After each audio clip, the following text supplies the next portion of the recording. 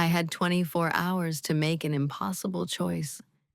Tell Marcus the truth and watch him go to prison for fraud, or lie to him and give Richard exactly what he wanted. I spent the first 12 hours doing nothing, just sitting in the library, staring at my phone, replaying Richard's words over and over. Do you love him enough to save him? The question was cruel because the answer was obvious. Of course, I loved him enough.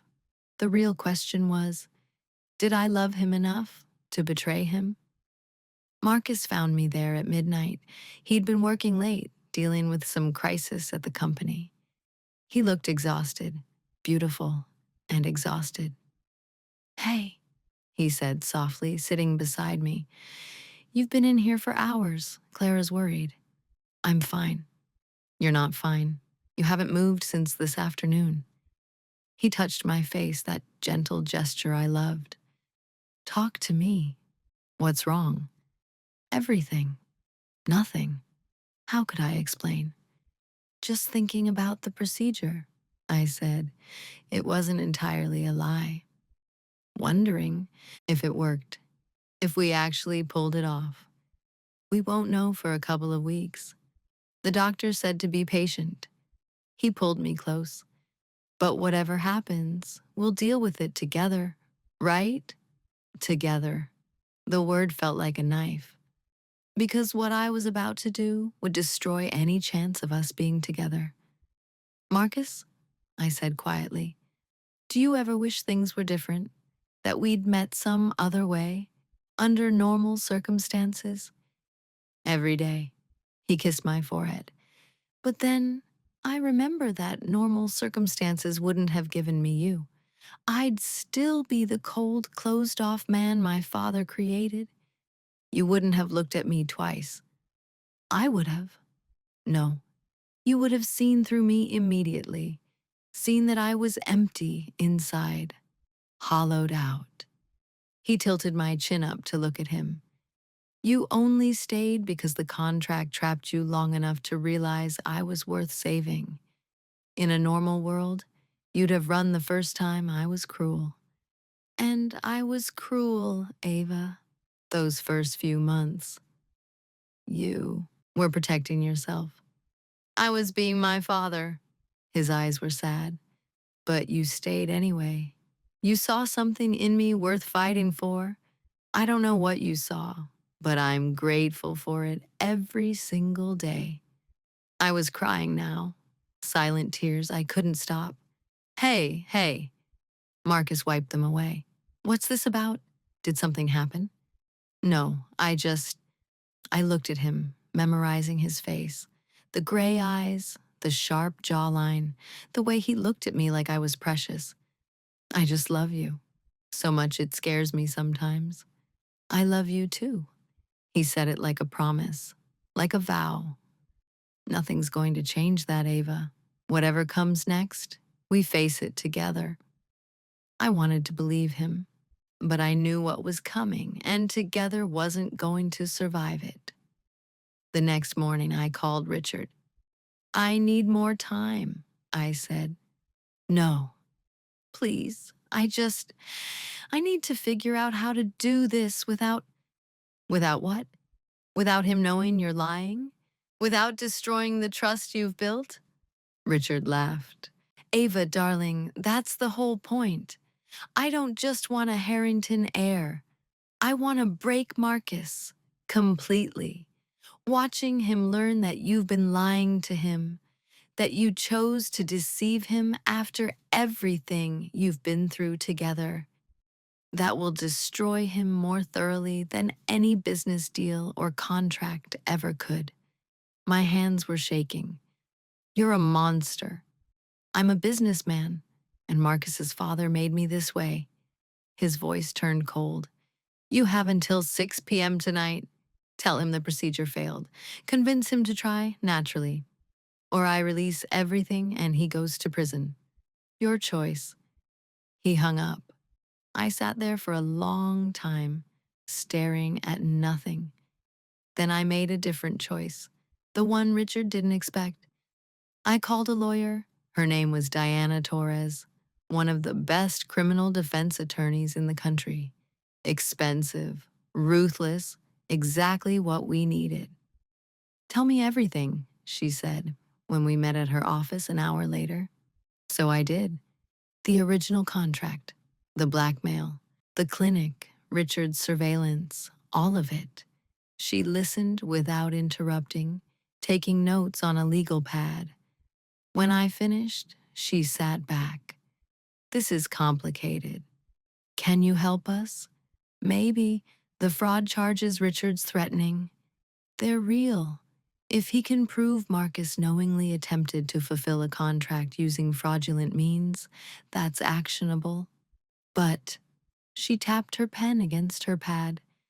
Intent matters. If we can prove Marcus was acting under duress, that changes things.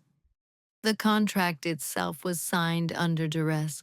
Richard was blackmailing Marcus's father. But Marcus wasn't being blackmailed. He inherited the contract voluntarily. That's the problem. She leaned forward. However, if we can prove Richard has been actively threatening you, coercing you into decisions through intimidation and fear, then we have a case for invalidating everything, including his so-called evidence. How do we prove that? We get him on record, making threats, being explicit about his intentions. She pulled out a small device. This is a recording device, legal in this state for one-party consent, meaning if you're part of the conversation, you can record it without telling the other person. My heart started racing. You want me to get Richard to threaten me on tape. I want you to get him to be honest about what he's doing, his methods, his goals, everything. She looked at me seriously. It's risky. If he suspects you're recording, things could get dangerous.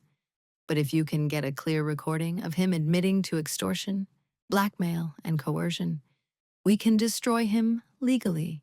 No more contracts, no more threats, just criminal charges that put him away for years. And Marcus?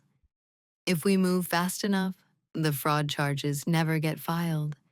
Richard's evidence becomes inadmissible because it was obtained through illegal surveillance. And even if some of it sticks, we prove Marcus was a victim, not a perpetrator. She handed me the device. But this only works if you're willing to face Richard alone. Can you do that? I thought about Marcus, about the baby we were supposedly going to have, about the future we were trying to build on lies. Yes, I said, I can do that. Good. Then here's what you're going to do. I called Richard at 5 p.m.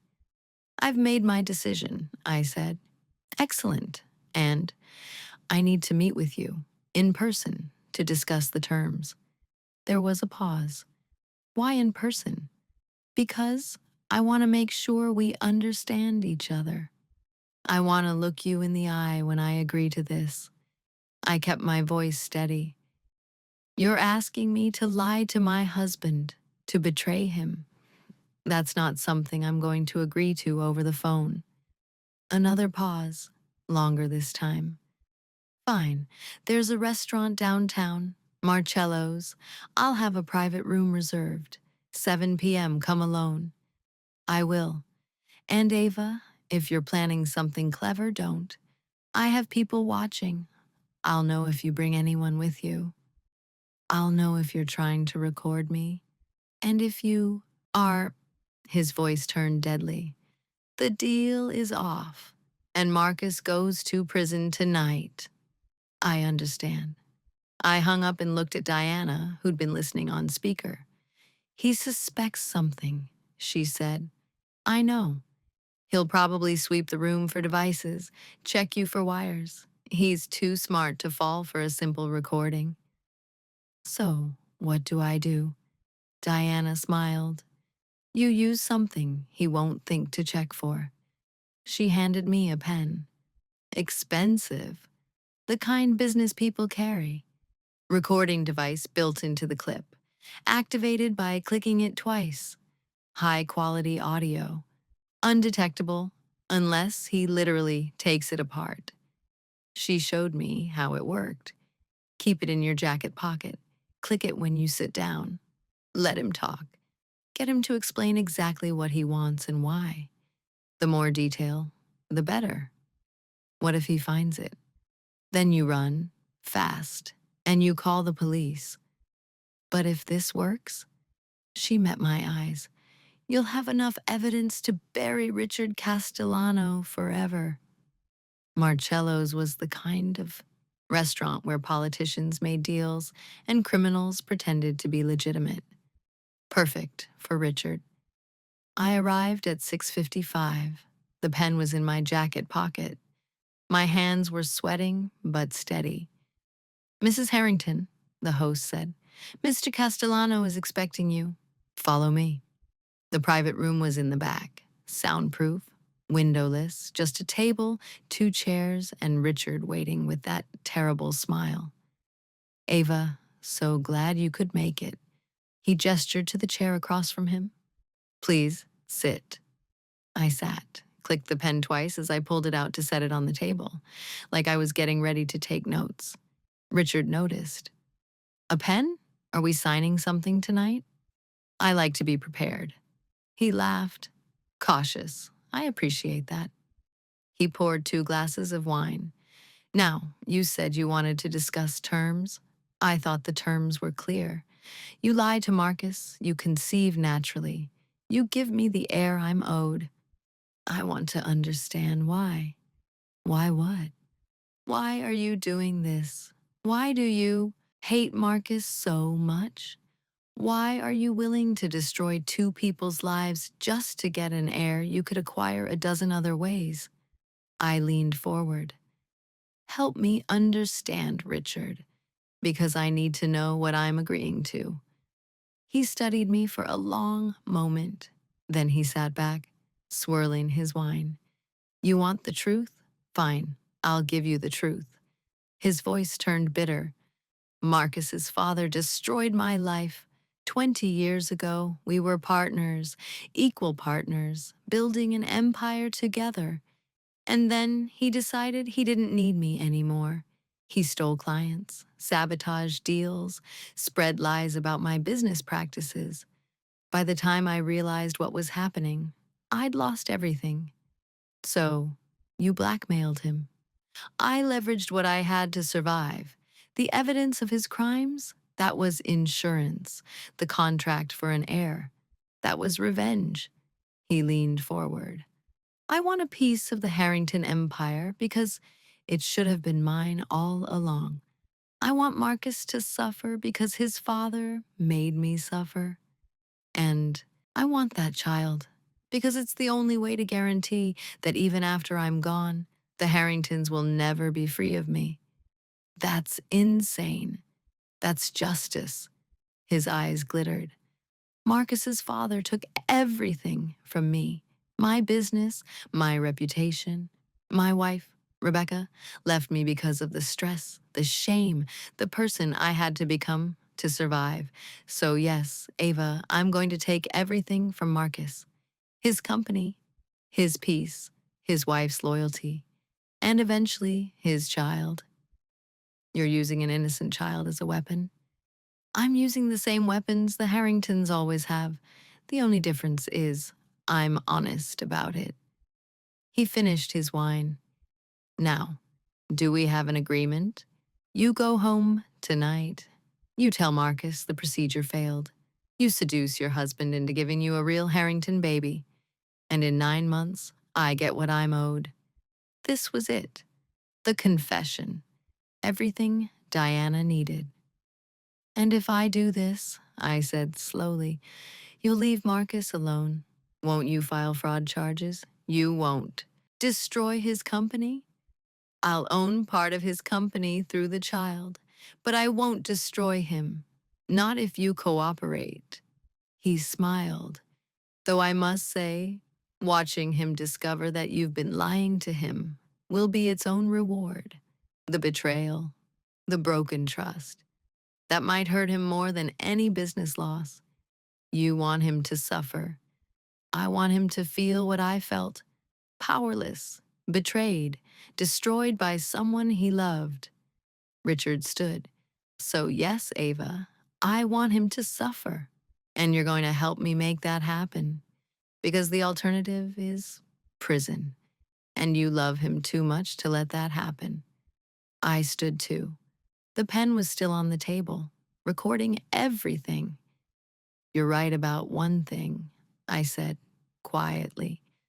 I do love him too much to let him go to prison. Then we have a deal. No, we don't. His smile faltered. Excuse me? I'm not going to lie to Marcus. I'm not going to betray him. And I'm certainly not going to give you a child to use as a weapon. I picked up the pen, clicked it, twice to stop the recording. But thank you for explaining your entire criminal enterprise in such detail. My lawyer is going to love this. His face went white, then red, then something beyond rage. You recorded me. Every word. That's illegal. One-party consent state. I'm a party to the conversation. It's completely legal. I backed toward the door. And now, I have proof of blackmail, extortion, and conspiracy to commit fraud.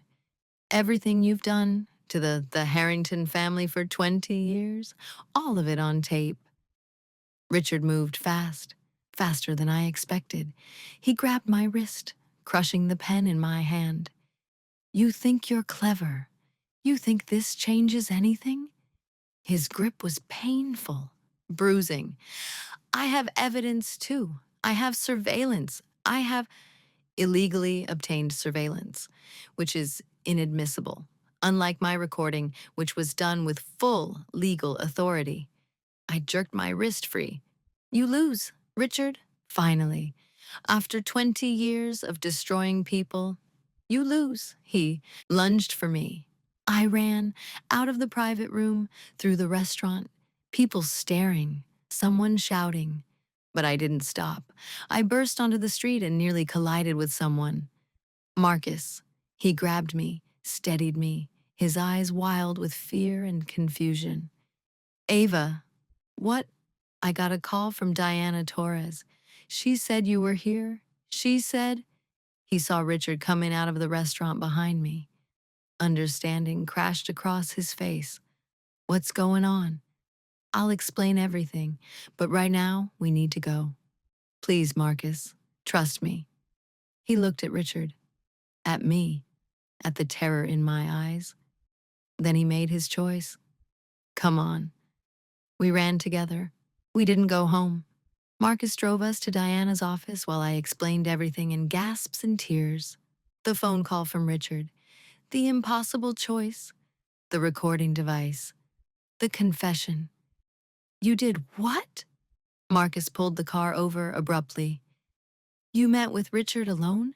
He could have killed you, Ava. He could have. I had to. He was going to send you to prison. So, you risked your life instead? He was shaking. Don't you understand? I'd rather go to prison than lose you. I'd rather lose everything than have you put yourself in danger. Well, I'd rather have you free and alive, so I guess we're both stubborn. I grabbed his face. I made a choice, Marcus. The same choice you've been making for me since we met. I protected you because I love you, because you're worth protecting. So stop being angry and start being grateful. He stared at me. Then he laughed. Actually laughed. Grateful? You want me to be grateful that you nearly got yourself killed? Yes. You're insane. I'm in love with you. Same thing. He kissed me then, hard and desperate and relieved. Don't ever do that again, he said against my lips. Do what? Save you? Scare me like that. I thought, when Diana called, when she said where you were, I thought I'd lost you. You didn't. You won't. I'm not going anywhere. Promise. Promise. We drove the rest of the way in silence, holding hands, both of us shaking from adrenaline and fear and relief. Diana was waiting with a team of lawyers and a police detective. "You got it?" she asked immediately. I handed her the broken pen. Everything, his whole confession. Why is he doing this? What he wants. All of it. Diana smiled. "Then let's bury him." The next 48 hours were chaos. Police investigations, lawyers arguing. Marcus's company is scrambling to distance itself from Richard's accusations. But Diana was right. The recording changed everything. Richard's threats, his admission of blackmail and extortion, his plan to use a child as a weapon. All of it was clear, damning, unambiguous. The fraud charges against Marcus evaporated. Richard's illegally obtained surveillance was thrown out. And suddenly, Richard Castellano was the one facing criminal prosecution, extortion, blackmail, conspiracy. 20 years of crimes are finally catching up with him. They arrested him on the third day. Marcus and I watched the news coverage together. Richard is being led away in handcuffs, still trying to smile that terrible smile, still trying to pretend he had control. But he didn't. For the first time in 20 years, he had nothing. "It's over," Marcus said quietly. "It's actually over." "Almost over," I corrected. "There's still the trial. His lawyers will fight. It could take months. But we'll win. We'll win." He pulled me close. "I can't believe you did that. Faced him alone, got him to confess, saved us." "We saved each other. That's how this works, remember?" "I'm starting to understand that." He kissed the top of my head. "So what happens now? With us? With the baby that may or may not exist?" "Right. The procedure. With everything happening, I'd almost forgotten." "We wait, see if the procedure worked, and if it didn't," I looked up at him. "We decide together what we want to do. No more contracts, no more obligations, just what we actually want." "What do you want?" "Honestly, I want time. Time with you. Time to be married without a deadline hanging over us. Time to figure out who we are when we're not fighting for survival." I paused. "But eventually, yes, I want a family with you. Whether that's through IVF or naturally or adoption. I want the future we couldn't talk about before." "Me too."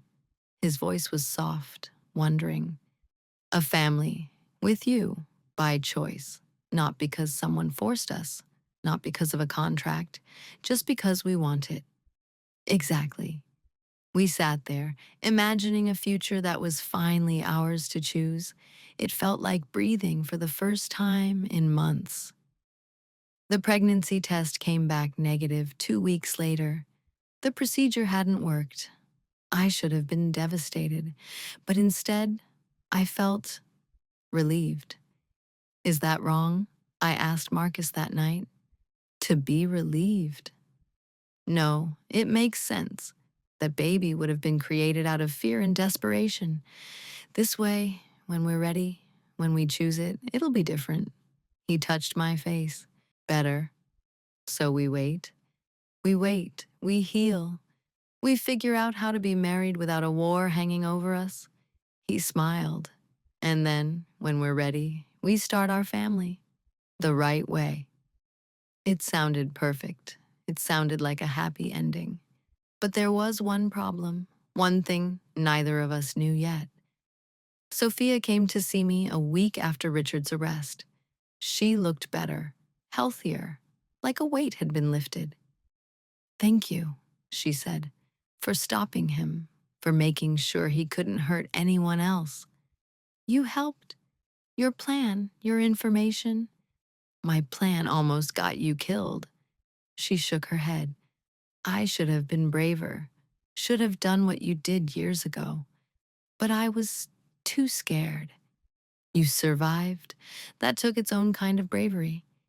We talked for a while. about Emma, about Marcus, about the future. Then, as she was leaving, she paused. Ava, there's something you should know about the procedure. My stomach dropped. What about it? The timing when you went to the clinic, when you had the procedure done. She looked uncomfortable. It was the same week you and Marcus. I mean, you two had been living as a real couple for weeks by then, sharing a room, being intimate. So, so, the procedure might have failed, but that doesn't mean you're not pregnant. She met my eyes. It just means if you are pregnant, we won't know whose child it is, the donor's or Marcus's. The world tilted. What? I should have said something sooner, should have warned you. But with everything happening with Richard, I didn't think. She touched my arm. I'm sorry. I thought you realized. The timing was close, too close. And if you're pregnant, there's no way to know for sure without genetic testing. She left, and I sat there, my hand on my stomach, wondering if the negative test was wrong, if my body were just slow to show signs, if somewhere inside me a baby was growing, and if there was, whose baby was it? The donor we'd chosen to cheat a contract? Or Marcus's? Created, naturally, out of love, without us even realizing? I didn't know, and I wouldn't know for weeks, maybe months. But what I did know was this. It didn't matter. Whether that baby was genetically Marcus's or not, it would be ours, chosen, wanted, loved, and that was the only thing that mattered. I told Marcus that night about Sophia's warning, about the possibility, about the uncertainty. He listened quietly, then he laughed. Of course it would be complicated. Nothing about us has ever been simple. Are you upset? Upset? No. He thought for a moment. I'm okay with it. The not knowing. Because here's what I do know. If you're pregnant, we're going to love that child. If you're not, we'll try again when we're ready. And whatever happens, it'll be ours. Our choice. Our family. You're sure? I'm sure. He pulled me close. We've spent so long fighting other people's plans for us. Maybe it's time we let life surprise us. Let things unfold the way they're supposed to. Stop trying to control every outcome and just live. That sounds terrifying. It does, but we'll do it together. Always together. Always. We held each other, not knowing what the future held, not knowing if a baby was growing or if we had more time, just the two of us, not knowing if the worst was truly over or if more challenges waited ahead. But knowing this, we'd survived, we'd fought, we'd loved, we'd chosen each other over and over again. And that was enough, more than enough. That was everything. So here's my question for you. Does it matter whose baby it is? Does genetics determine family? Or is family something deeper, something built through choice and love and the daily decision to show up for each other? Because I'm still not sure, and I won't know for a while yet. But I'm learning that maybe uncertainty isn't the enemy. Maybe it's just part of being human, part of loving someone, part of building a life. Drop a comment with where you're watching from and tell me. If you found out you might be pregnant but didn't know who the father was, would you want to know immediately? Or would you be okay with the mystery? Because what happens next in our story depends on that answer. And trust me, you're not ready for what happens next